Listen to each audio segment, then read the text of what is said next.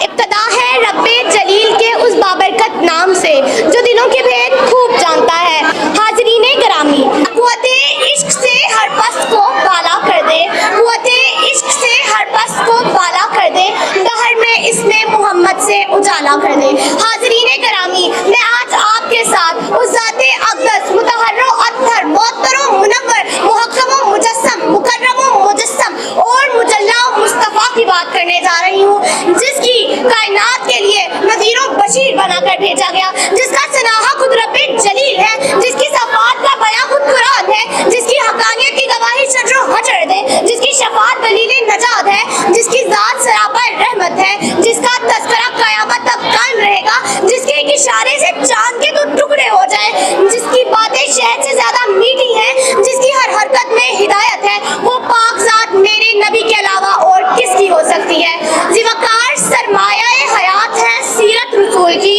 سرمایہ حیات ہے سیرت رسول کی، فلاح کائنات ہے سورت رسول کی۔ بنجر دلوں کو آپ نے سیراب کر دیا، بنجر دلوں کو آپ نے سیراب کر دیا، ایک چشمہ صفات ہے سورت رسول کی۔ علی وقار، میں جب اس موضوع کا تذکرہ کرتی ہوں تو مجھے طائف میں پتھر کھا کر ہدایت کی دعا دینے والے نظر آتے ہیں، جب میں اس موضوع پر بات کرتی ہوں تو مجھے ہندا کو معاف کرنے والے خیر البشر یاد آتے ہیں، جب میں اس موضوع پر بات کرتی ہوں تو مجھے آمنہ کے لال بھوکے پیاسے لا الہ الا اللہ کی تسبیح کرتے نظر آتے ہیں۔ وہ نبیوں میں رحمت لقب پانے والے، وہ نبیوں میں رحمت لقب پانے والے، مرادیں غریبوں کی بڑھ لانے والے، وہ اپنے پرائے کا غم کھانے والے۔ ذوقار نے کہ میرے نبی کے اندر رب کائنات نے دنیا کا ہر کمال رکھ دیا تھا، جو حضرت آدم سے لے کر حضرت عیسیٰ تک کے پیغمبروں میں فردن پایا جاتا تھا۔ میں تو کہتی ہوں جسے محمد سے محبت نہیں، اسے پاک دامنی سے محبت نہیں،